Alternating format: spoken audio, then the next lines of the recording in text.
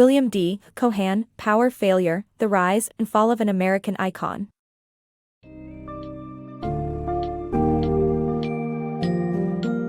Enter the roller coaster ride that is the story of General Electric, as chronicled in A Power Failure, The Rise and Fall of an American Icon by William D. Cohan.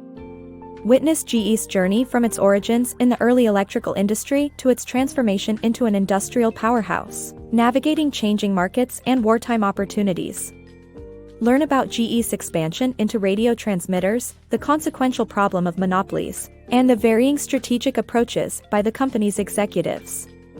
As you traverse this tale of growth and decline, you'll gain insights into the importance of careful financial management, the role of CEOs, the power of effective dissent, and the impact of incentivizing corruption.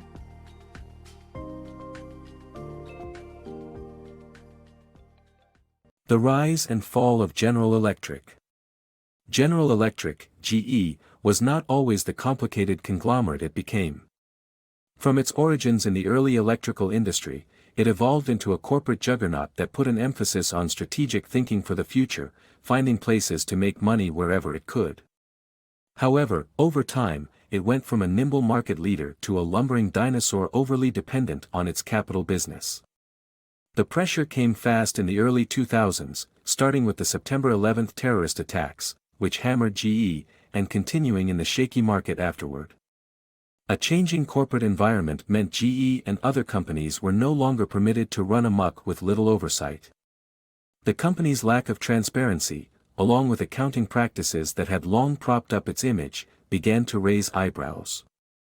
GE fell because of many factors, and entrepreneurs would do well to learn from its rather vivid object lesson: if making a huge profit requires too much flexibility and depends on risky ventures, other ways of making a profit should be considered. The rise and fall of GE's financial management. General Electric, in its early stages, valued careful financial management that enabled it to survive and grow.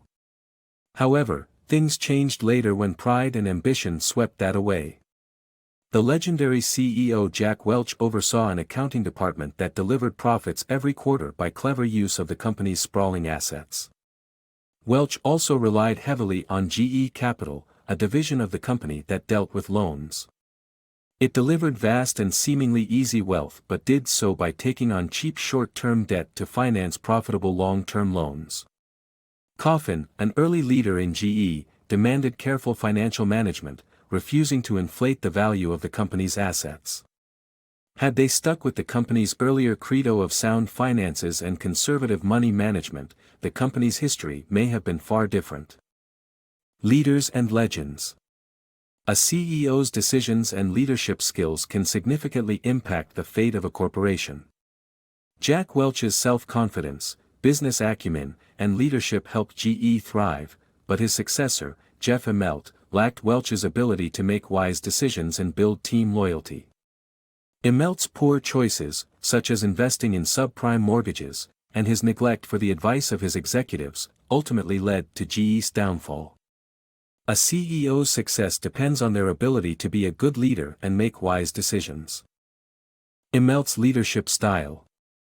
Jeff Immelt's approach to leadership relied on flattery instead of productive conflict, leading to a lack of dissenting voices and ultimately contributed to GE's downfall. The late Jack Welch was known as a sharp critic who welcomed and encouraged fierce arguments over policies and decisions. As a result of his self-confidence, he was open to changing his mind if persuaded by a convincing argument. By contrast, Jeff Immelt, Welch's successor as CEO of GE, preferred flattery to productive conflict.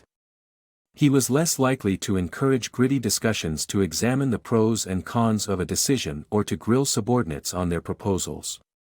Immelt's management team was accused of fostering a culture where dissenting voices were stifled, and bad news about their ideas was unwelcome. Immelt was also criticized for being a poor listener, even in basic conversations. According to Dave Calhoun, one of Immelt's top executives who later left for another company, GE's problems could have been prevented if Immelt had been more open to dissent and pushback. Calhoun argued that Immelt's failure to embrace dissenting voices meant that people who could have pointed out problems were unable to do so. In contrast, confident leaders can listen to disagreement without feeling threatened, making them more effective leaders. Despite a CEO needing to have buy-in and loyalty from their team, Immelt's approach lacked the productive discussion and dissenting voices needed to make effective decisions, ultimately contributing to GE's downfall. The corrupt system of General Electric. General Electric's decentralized structure, under CEO Ralph Cortiner, incentivized managers to cheat to meet number goals, resulting in illegal collusion and corruption. This system was not effectively regulated, leading to the fall of the company's rigged structure in the 1960s. The story highlights the importance of considering human nature when setting up incentives.